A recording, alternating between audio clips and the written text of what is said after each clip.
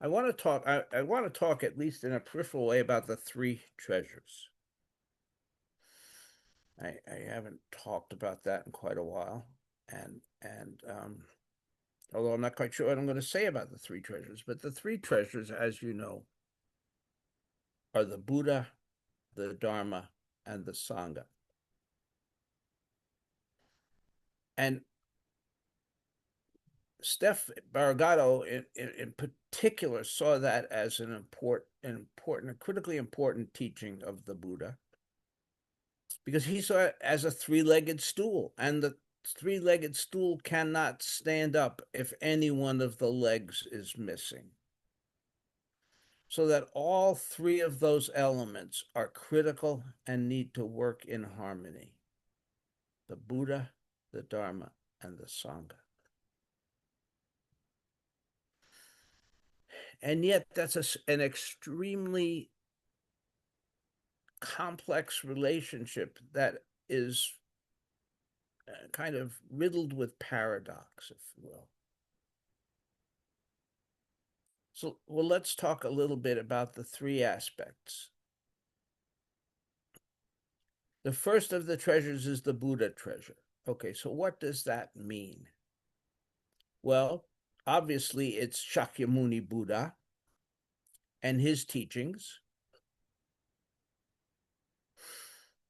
And yet, here's the first paradox, because Shakyamuni Buddha said, don't believe it just because I said it. So the Buddha made no claim to infallibility. And those of you who've sat at Treetop and other places, may have chanted Atta Deepa. There's a chant, Atta Deepa. And Atta Deepa is allegedly what the last words of the Buddha were. And it's a short chant, but um, basically what it says in English is, look within. You are the light. The light is within. That's the first part, Atta Deepa. Um, look within. You are the light. The light is within. The Buddha did not say, look to me. I am the way. That's Jesus famously said, I am the way. Buddha did not say that. And then he goes on to say about the Dharma, and the Dharma is the light. In that same chant, in that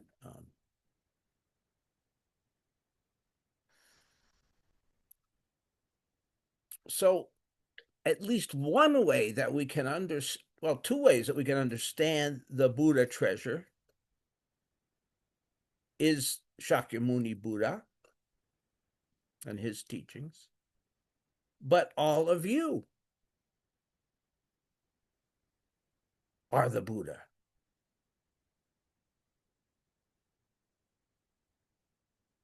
And you might say, well, yeah, no, he didn't mean me. If he knew me, he wouldn't have said me. I got all these crazy thoughts and blah blah blah, and I don't know, I'm disorganized and I mess things up and all that, and so I can't be the Buddha.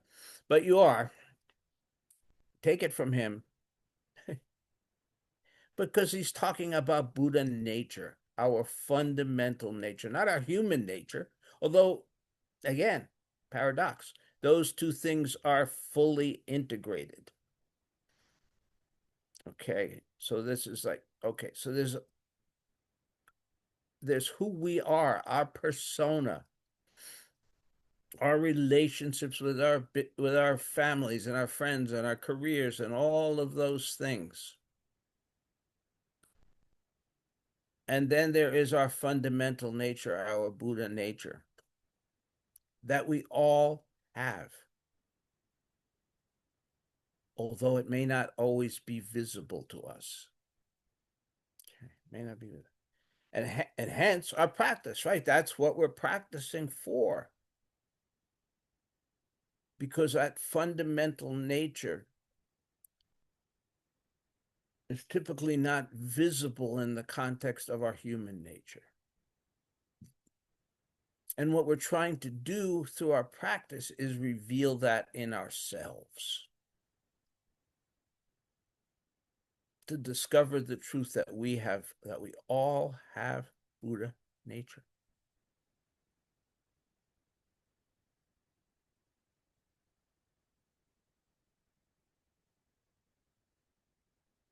What does that mean? Well, fundamentally, it means there is no separation. There is one body. We are connected to the entire universe, to everyone and everything in it, in a profound way, in almost the same way that our cells are part of our body, right? They're integral. They're not separate.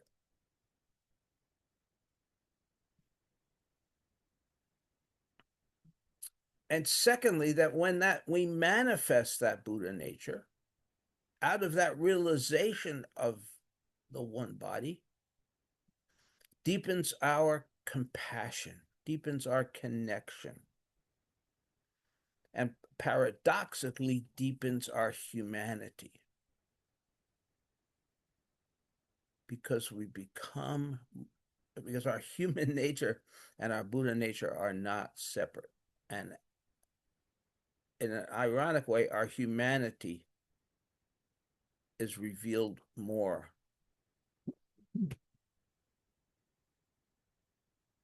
They're alive. Willie's barking because the people have just emerged from the tent. And so fundamentally good news. Willie, enough. You've told them. Come on. Willie, come back. I apologize for that. Okay. Anyway, Willie, come here. It's okay. Okay, they're nice people and they're okay. They're just going home. Yeah. Okay, so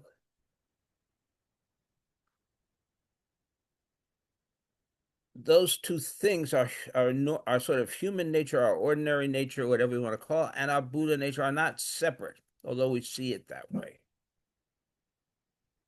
Um, but through practice, they become more unified, and our lives ideally become more and more an expression of that fundamental nature and less of an expression of our separate identity.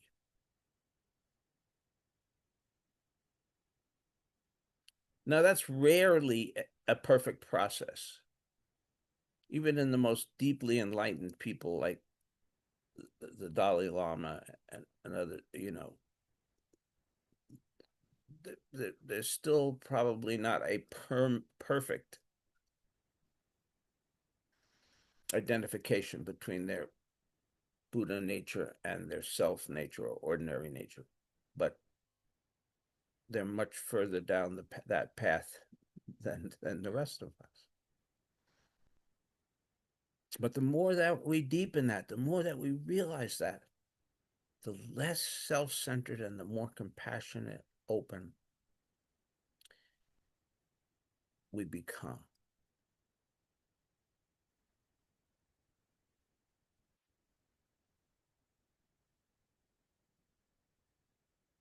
So we have the historical Shakyamuni Buddha, we have our own Buddha nature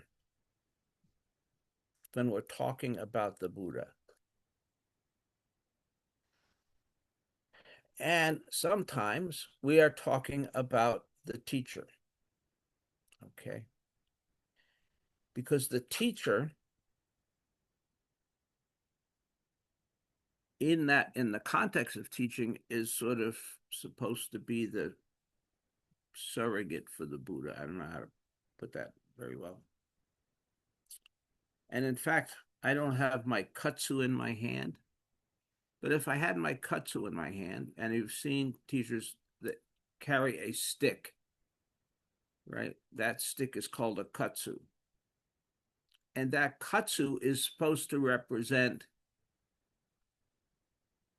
the Buddha's arm and hand, so that we are joining our arm with the arm of the Buddha when we are giving a talk or something like that. So it suggests that in some way the teacher is kind of directly manifesting the Buddha.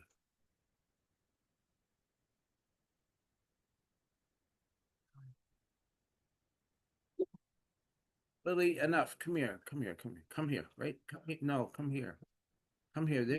Hang on. Sorry, apologize. Well, okay. They're just going home. It's okay. That's one. Okay. Come on.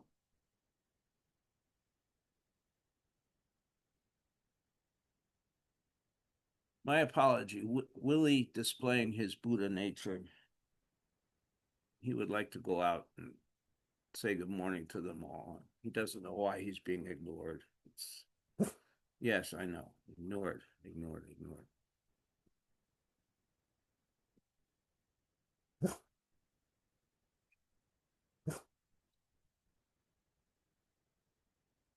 So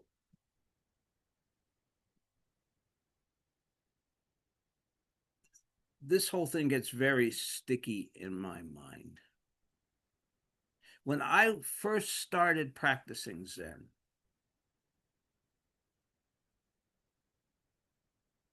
and the glaciers had retreated, the woolly mammoths had gone extinct,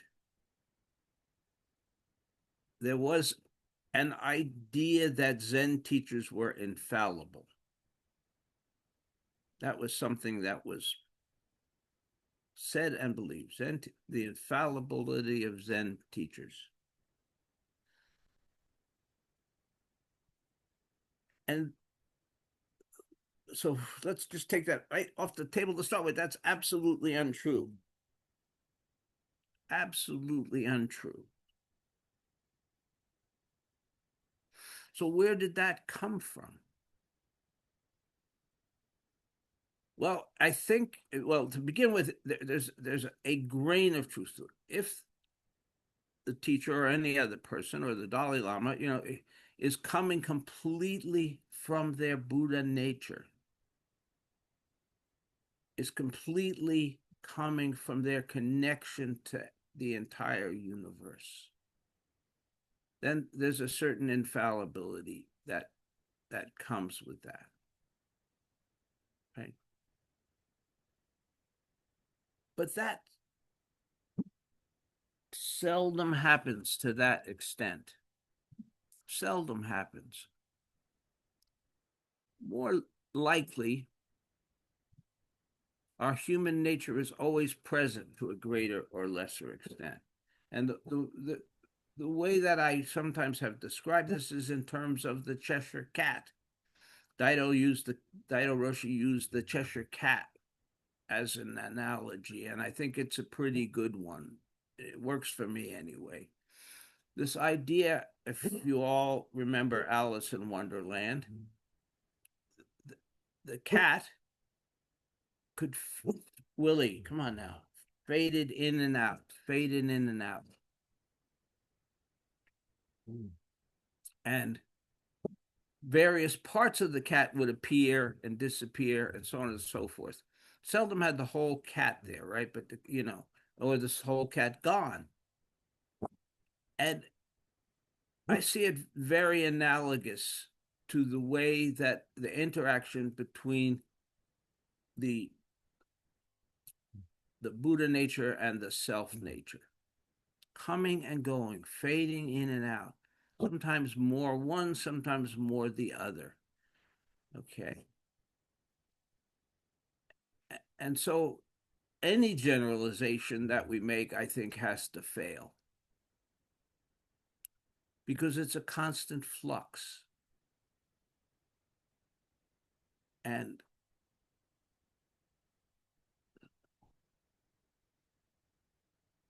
sometimes we're more caught up in our own egos, our own selves, our own agendas, and sometimes we're more transparent and a little more connected to the one body and a little less present as an individuated self. And I see that as constantly in flux. It's not a constant state. And so, speaking for myself, there are times when I am very stuck in my own self centered perspective, in my own ego. And there are times when I'm not so much. And I think you all experience that too, right? That's not a completely unique thing. That's part of our process. And so our practice is to get to the point where more and more we are transparent, when more and more we are coming from a broader space, a broader perspective than our own self-centered ego. And that shifts from moment to moment, from day to day, from situation to situation. And at least as far as I know, and I don't know all that much, we never relinquish our humanity. No, we never do. We never cease to be our own fallible, ridiculous human selves. As far as I know, in Zen, our humanity is. I think that there are traditions, yogic traditions, for example, where they do completely transcend their human nature. But Zen is not that. Zen is just the opposite. Zen, we embrace our human nature in a certain way. We're not trying to become otherworldly, we're trying to become more worldly. And I know that sounds. We're trying to be more real, more authentic, more connected to our emotions, more present to our lives.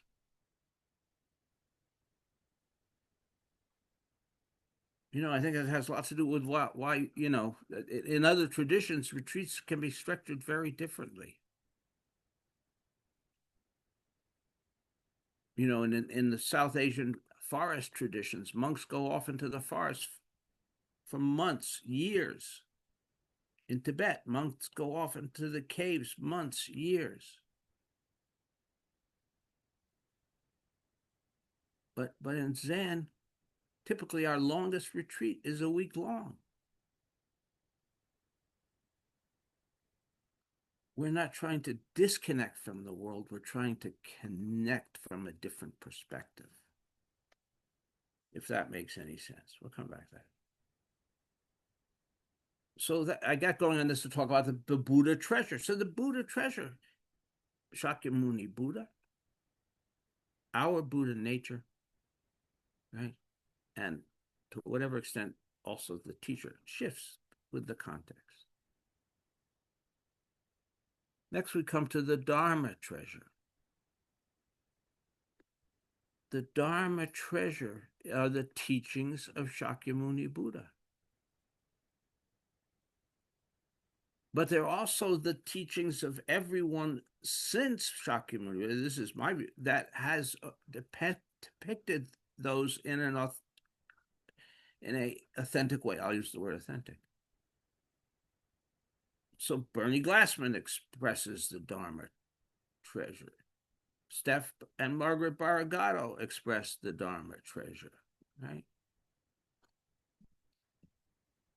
I could go on. Norman Fisher, I can name names, right? Joan Halifax, lots of people are expressing that treasure through their teachings as they become a filter through which the teachings of the Buddha pass.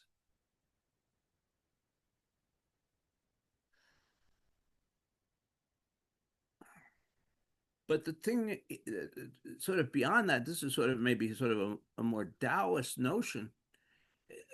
Fundamentally, the Dharma is an expression of the universe. The Dharma originates in the universe and is expressed through human beings.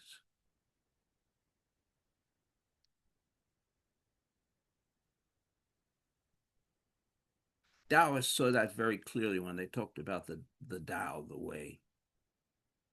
The way that they learned about that was sitting and observing the world. Very deep contemplation, kind of thing. Understanding how the universe was together. And so those aspects should be consistent.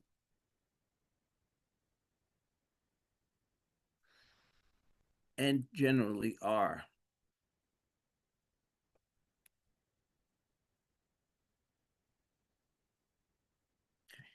So now we come to the Sangha treasure, Buddha Dharma Sangha.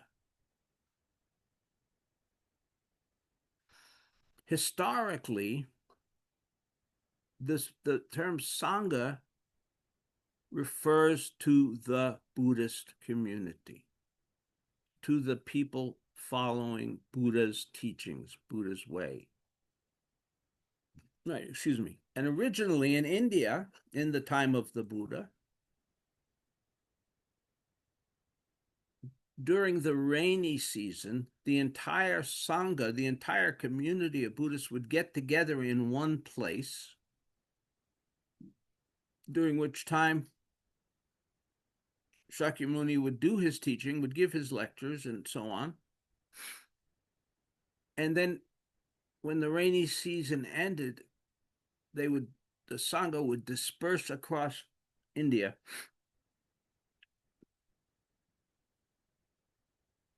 Excuse me, I'm going to sneeze. So they would disperse across India.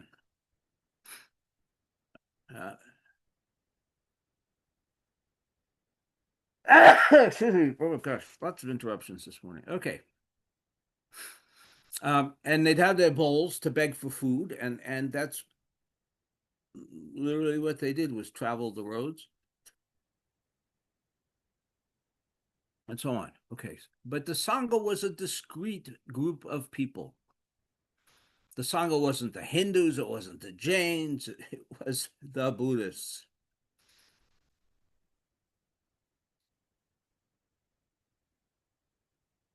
Now I see that as something that has changed. I see that as something that's too exclusive. I don't think it's just the Buddhists. That's far too limiting a definition. And yet it's also, all right, so we have Wild Fox Sangha. We have this group of people who get together and practice together and talk together. But I think simultaneously we're part of much greater Sanghas, right? We're part of a Sangha of all Buddhists. Well, first of all, then we're part of the White Plum Asanga, right? And the I don't know what there's a lot of teachers now. I don't know. I think it might be like 180 White Plum teachers around the world, and we have branches in the UK and in Poland and in the Netherlands and on and on. Quite a number of teachers around the world that are part of the White Plum Sangha, and so that we can expand out.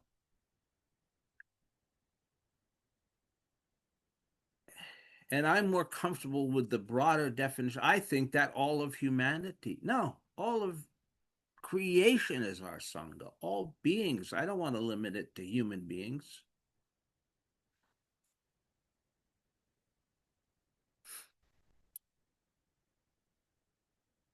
And I think the more that we're talking about sustaining life on earth, the more we have to make that not just our Sangha, our body, right?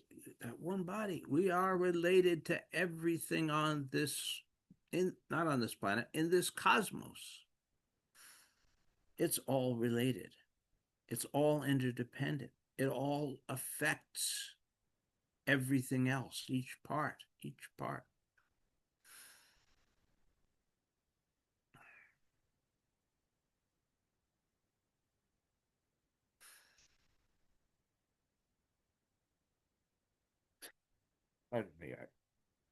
So that I think that's I think that Sangha is a very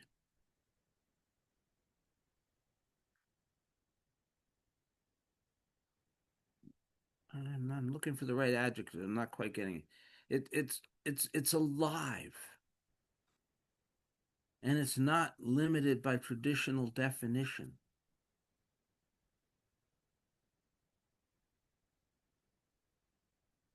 When we go out into our yards and there are pollinators out there at work, are they part of our Sangha? I believe that they are.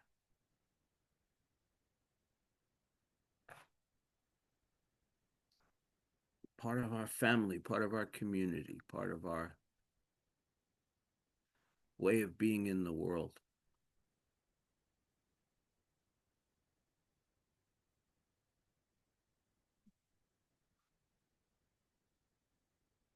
And we have some responsibility for taking care of all of the Sangha. That's, I think, the greatest disease affecting the world right now. And one of them is when we kind of create our group versus their group. Us Buddhists are really good people, are really nice people, are really honest people, etc., etc. Now, those Catholics, on the other hand, they do terrible things and they abuse children. You know, those are the barriers that we set up that are part of what's destroying the world. When we narrow things down, when we create the separations. So I think we need to see Sangha in the broadest context.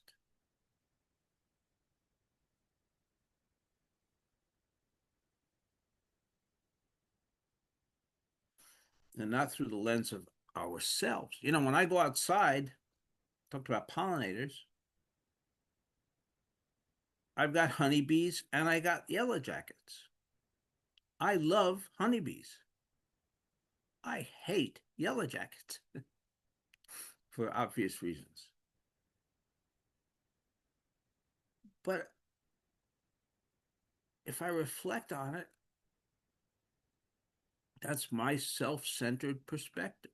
Both honeybees and yellow jackets have a place, they have a role as pollinators, they are part of this world.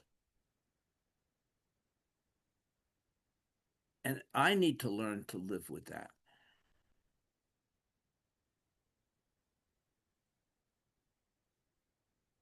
And I really hate getting stung by yellow jackets, which I do almost every year. So I have to work with that. But not everything in this world is going to be the way I like it.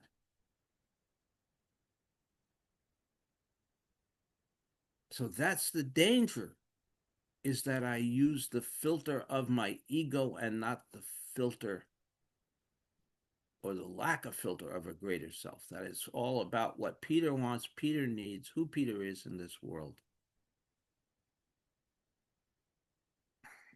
and not about what the world needs, what all the many beings need, what all the other people need. That's our disease. So that sort of segues me, and then I'm going to sort of wrap up here from the treasures to the three poisons: greed, hatred, ignorance. Greed, hatred, ignorance. Those poisons are destroying the world.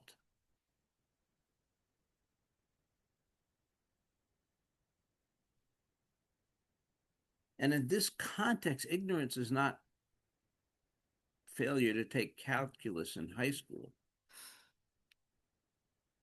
Ignorance is not understanding the interconnection of all things. It's thinking that there's separation. It's thinking that I can somehow my survival isn't dependent on all of you and all the other beings and so on and so forth. And more humanity is acting that way out of that ignorance, out of greed.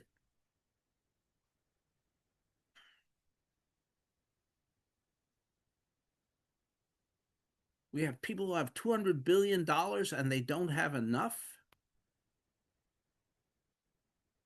That's astonishing if you think about it. It's complete insanity if we think about it. And yet we put those people on pedestals.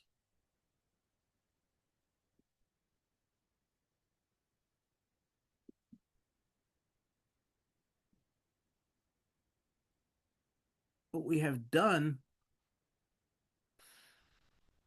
is taking the three poisons and elevated them to the status of the treasures.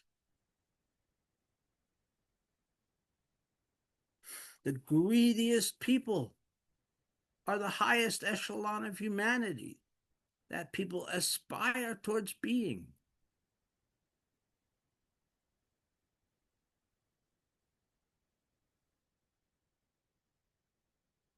We take haters and we elevate them. We elevate them.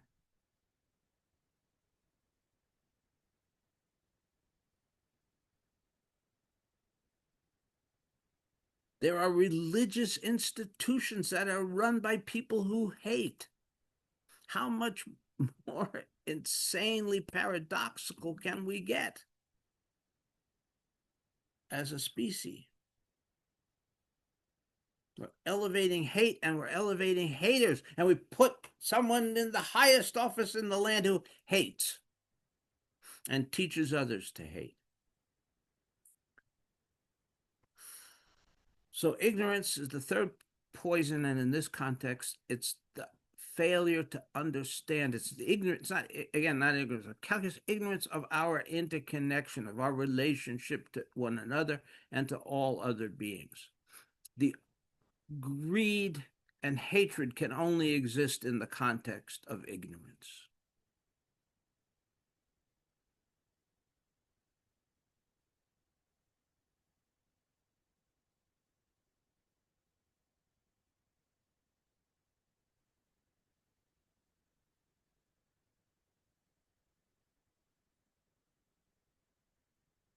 So one way to understand our lives is that we need to honor and protect the three treasures. And we need to see where we are infected by the poisons and to work through our practice to eliminate those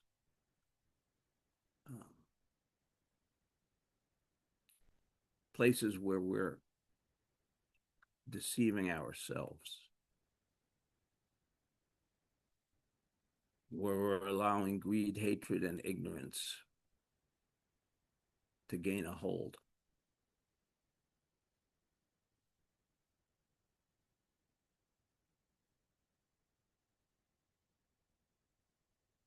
Okay, thank you.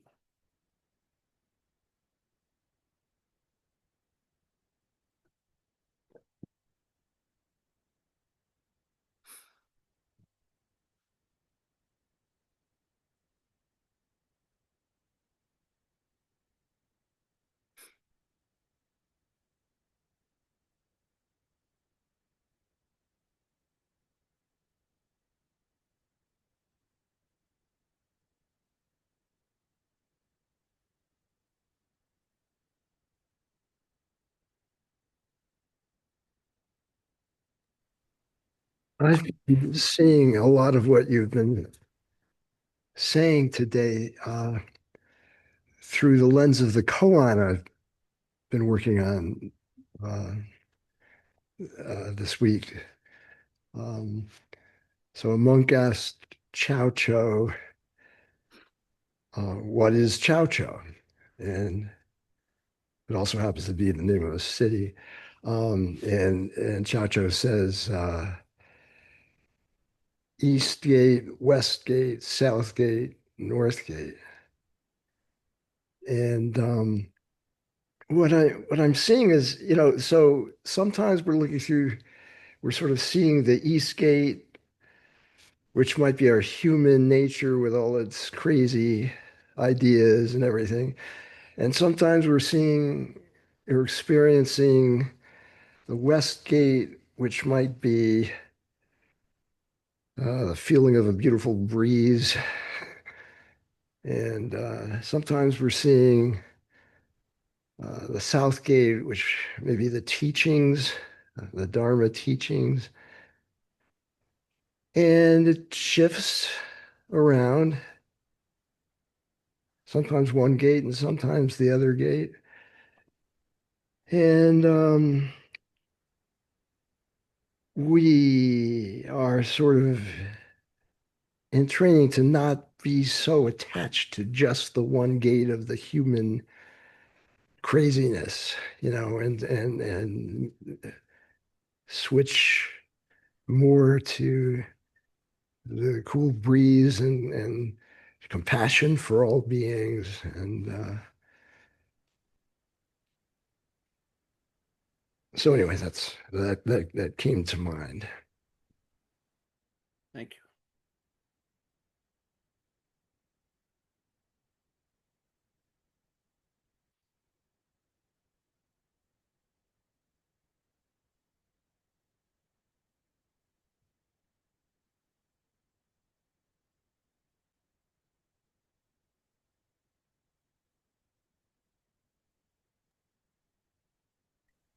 Um, as I was listening, what came to my mind were some of the things that I heard when I attended the Zen Peacemaker talk earlier this week, which was on compassionate action, and it was very interesting, very interesting on so many different levels.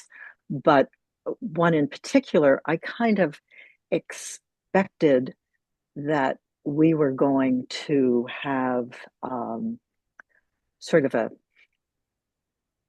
checklist of what compassionate action is, um, uh, things that were even in the brochure as it led up, um, trying not to judge the perpetrator, things like that.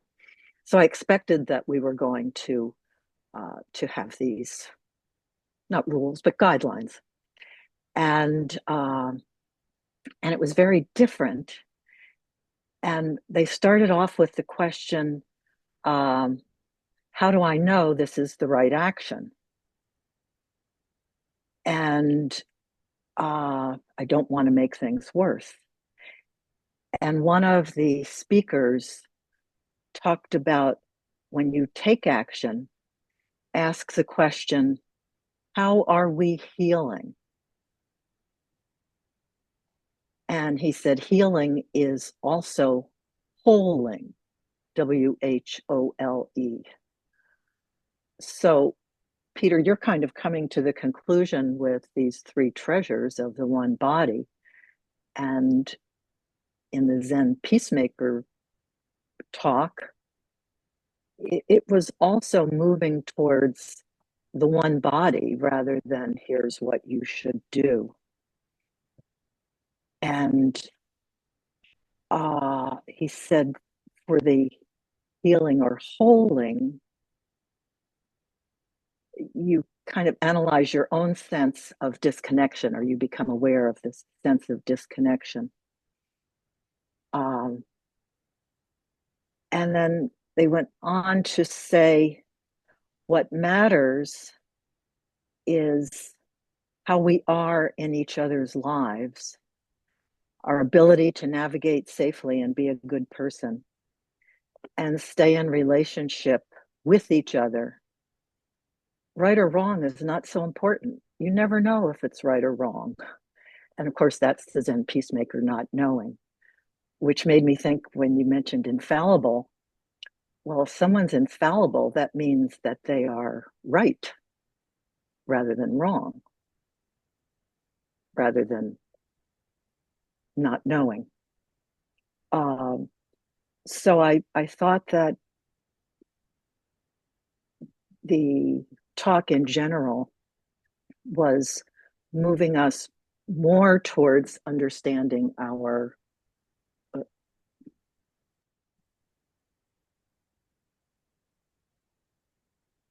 Sorry.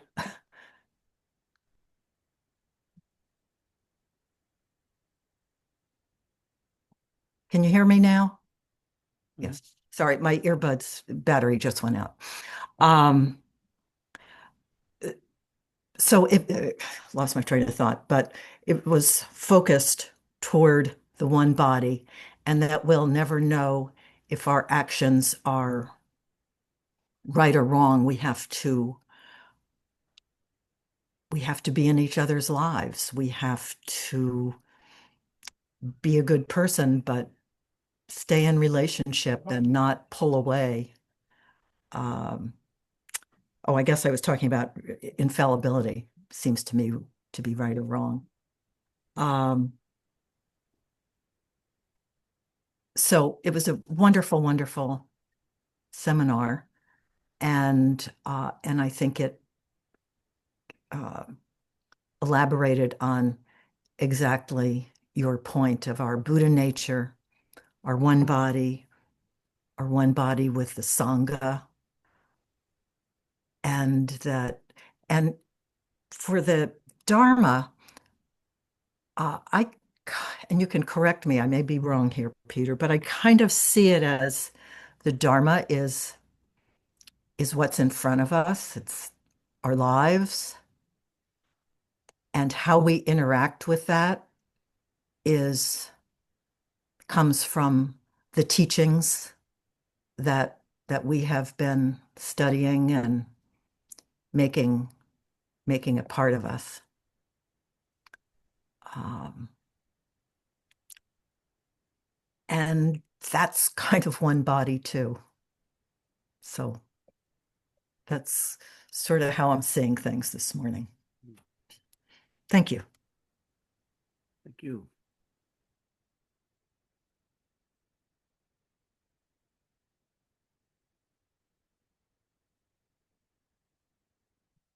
I think that there's an extremely relevant point there, which is that if we wait to do the right thing, we will never do anything. Because we can never know if we're doing the right thing or what the right thing is, right? We might have an idea, we might have a glimpse, but what we could be doing what we believe is the right thing, and it could be devastating. We don't know. So all we can do is the best we can at any given moment. And all we can base that on is what we know at any given moment. To try to do the right thing is one of the best paths to paralysis. If I'm going to hang around till I know what the right thing is, I'm probably not going to act. And in most of the really important situations, we don't have the luxury of that kind of time. Right? We think of Peter Harris's example of the child that's in the street and the car is coming. If I need to figure out what the right thing to do in that situation is, that child is doomed. I have to act. And hopefully, if I'm coming, so then how? Well, act from a place that is not self-centered, right? If we see the child in the street and I sit there and analyze, well, I don't know if I go running out there, I might get hit by the car, I might sprain my ankle, I might all the, da da da da, the kid's dead. I've got to just act from the almost an instinctive place, and that's kind of the place of our fundamental nature. And to do otherwise can cause paralysis. It doesn't say that I never think, that I never evaluate. Of course we do. But ultimately, we've just got to act. We've got to get off the top of the 100-foot pole. We got to make the leap without knowing what's going to happen when we hit the ground.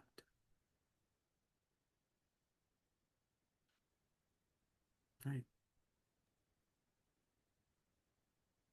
Certainty is impossible.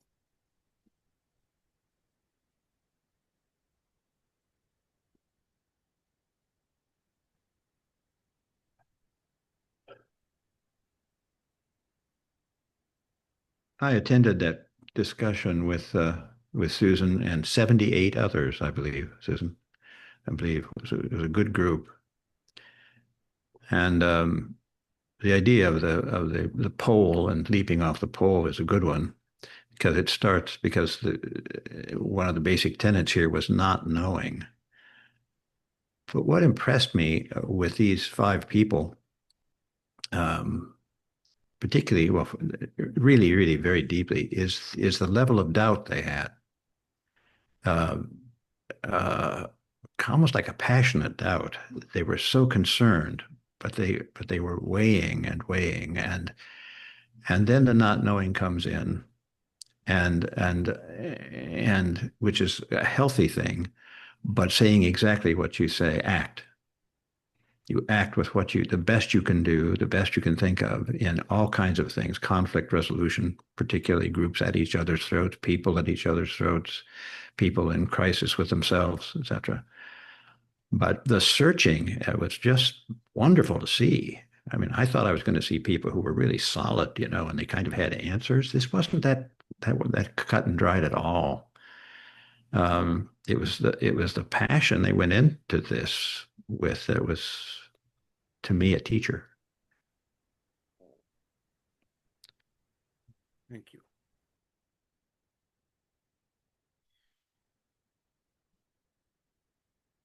Something that comes up to me about this idea that you're trying to do the right thing. You think you're doing the right thing, and you have an idea of what the right thing is. And as opposed to not knowing, and then when you see the child run across the, you just don't know, but you just act. Um, I've read like 10 books on World War II, and I've come to really believe that the most Nazis actually thought that they were doing the right thing. They had this whole set of ideas, and it was very solid in their minds, and they thought that they actually had to, like some things I've heard recently, that empathy was dangerous, and they had to let go of it. They had to ignore their empathy, and to do the right thing, they had to act inconsistently with their empathy. And so, I mean, I certainly think there is time for thinking and deliberating. And Cal, what you're saying about the Zen peacemakers makes so much sense, because you have not knowing, but you do have to deliberate and try to. There are times when you actually have to try to figure out the right thing, but it has to be grounded in not knowing. That'll increase the odds that you would come up with something that's really good, actually, for people.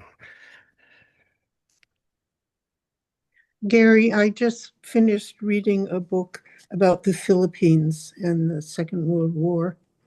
And so what you say about their being solid, the Japanese being solid in what they believed, is entirely consistent with the Nazis being solid in what they believed. And it was horrific.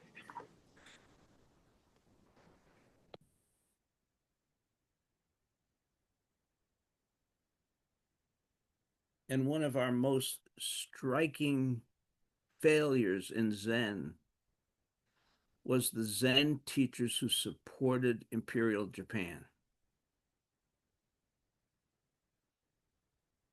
and who used Zen to train kamikaze pilots, among other horrible things. Which I think is just a good reminder that we can all go horribly wrong. But the danger, perhaps, maybe somewhat to what Deborah was alluding to, is certitude. If I'm certain that I'm right, there's a good chance that that I'm wrong. Okay. The danger is knowing. If I know, we're in the, if we want to have certainty and knowing, we should all join an evangelical Christian church, because Zen is never going to give us that, but they know, right? That's one of the great failings in the world today. And I'm not picking on, but it's not just in Christianity, it's in Islam. I don't know, maybe it's even in Buddhism in certain places in the world. And in all religions, once we're certain, once we have the way, then everybody else is wrong. Right. So that, back to, several of you have alluded to the not knowing. The not knowing has got to be the ground out of which we create our lives. Not out of certainty, not out of knowing, out of not knowing. So, do you know if Susan or Cal, do you know if they recorded that? That's a good question. I will check into it because I'd like to watch it again too. No, thank you. So Maybe we could. How I'll long see. did it go on for? It was an hour and a half. Okay. Well, maybe some And Sunday morning, like hopefully there'll be more rainy Sunday mornings. We could we could watch that as a group. I think it would be well worth it. Yes. Yeah. I'll check. Yeah, thank you. I can't imagine they would do that and not record it though.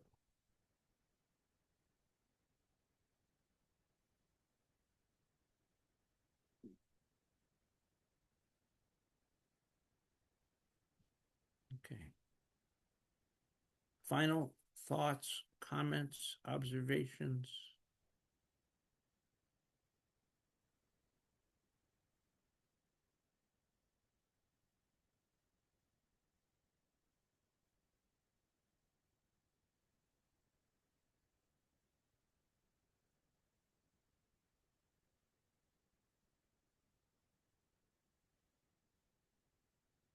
I'm just going to segue back for a moment. I mean, in a sense, not knowing is the best way to get through these very complicated and confusing times.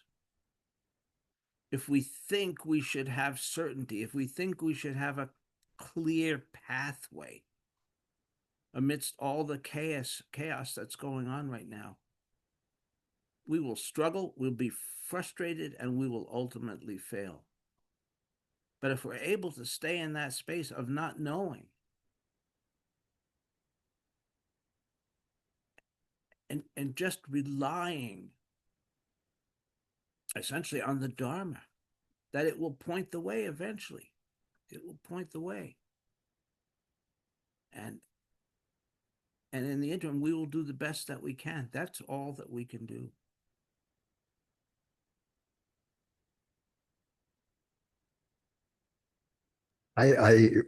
I'm struck right now. What you're saying, Peter, brings to mind this line. I think it's from Leonard Cohen. Um, there's a crack in everything. That's how the light gets in, and so everything. I can relate to a solid sort of understanding of the world, and instead the light comes in when you let go of that solid understanding, and there's a crack in it. Yeah, Leonard took that line from somebody else. I remember reading that. I don't remember who he took. I don't remember that, but he used it obviously, but he got it somewhere.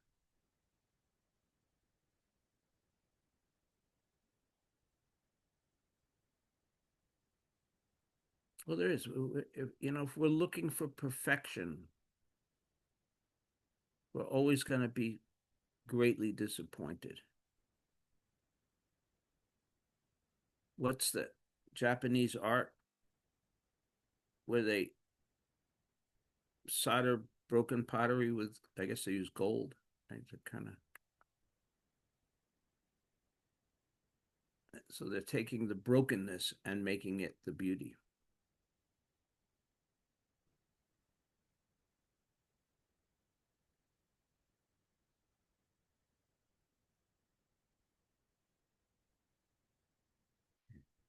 Well, everybody, thank you.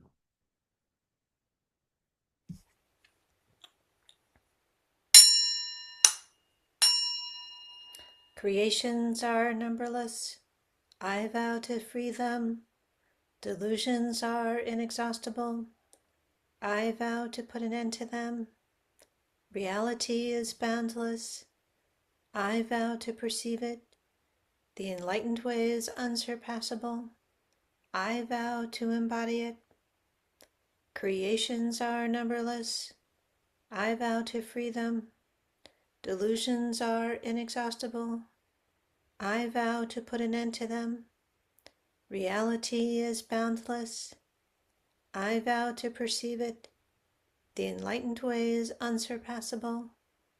I vow to embody it. Creations are numberless. I vow to free them. Delusions are inexhaustible. I vow to put an end to them. Reality is boundless. I vow to perceive it. The enlightened way is unsurpassable. I vow to embody it.